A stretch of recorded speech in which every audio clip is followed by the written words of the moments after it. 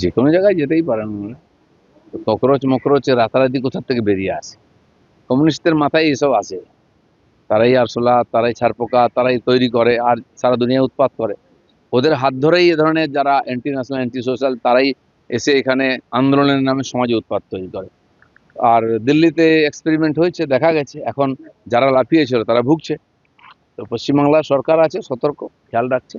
এ ধরনের কোনো রকম অশান্তি, আইন শৃঙ্খলা সমস্যা কাউকে করতে দেওয়া হবে না। সিজেপির জাতীয় মুখপাত্র আশুতোষ রাঙ্কা গিয়ে কি বলেন দেখাবো আপনাদের।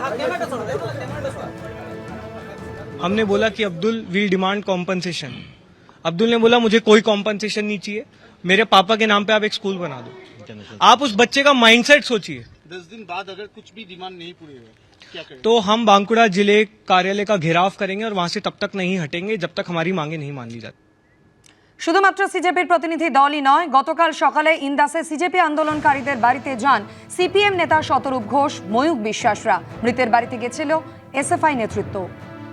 আপনারা যদি একটু খালি করে দেন, দেখুন একটা কথা বলছি, দেখুন আমরা এসছি কিন্তু ওনাদেরও তো মানসিক অবস্থাটা বুঝছেন। হ্যাঁ, ওনাদেরকে নিয়ে এই ধাক্কাধাক্কিটা এখন ঠিক হচ্ছে না। একটু কাইন্ডলি যদি একটু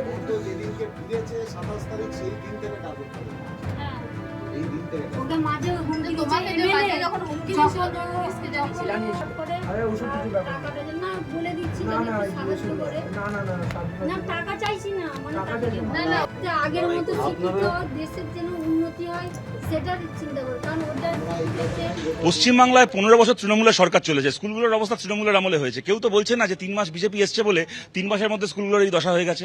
সুতরাং এখানে আব্দুল যে ছবি তুলে ধরছিল মানুষের সামনে, তা তো তৃণমূলের আমলে, মমতা ব্যানার্জির আমলে স্কুলের এই অবস্থার ছবি তুলে ধরছিল। বিজেপির রাগ হলো কেন যে তার বাবাকে পিটিয়ে মেরে ফেলতে হলো?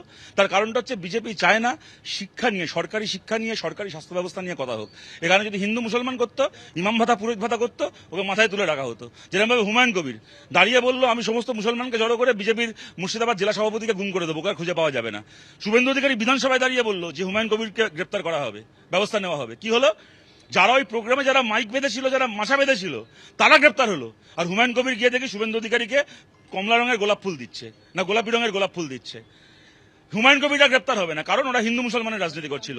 আর আব্দুল যেহেতু শিক্ষা নিয়ে রাজনীতি করছিল, আব্দুল যেহেতু স্বাস্থ্যর কথা বলছিল, তাই এটা ওর অপরাধ হয়ে গেল, ওর বাবাকে মরতে হলো।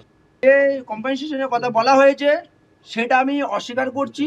তার পরিবর্তে আমার বাবার নামে একটা ওয়ার্ল্ড ক্লাস স্কুল বানানো হোক আমাদের রাজ্যের মধ্যে, যেখানে একটা পুরো দেশের মধ্যে এই আন্দোলনের শুরু হবে, যে এবার এডুকেশন সিস্টেম আস্তে আস্তে শুধরাবে। এবার আমরা মাঠে নেমে গেছি, এডুকেশন সিস্টেমকে আমরা শুধরিয়ে তারপর আমরা নিঃশ্বাস নেবো, তার আগে আমরা দম ছাড়বো না। এবিপি আনন্দ, এগিয়ে থাকে, এগিয়ে রাখে।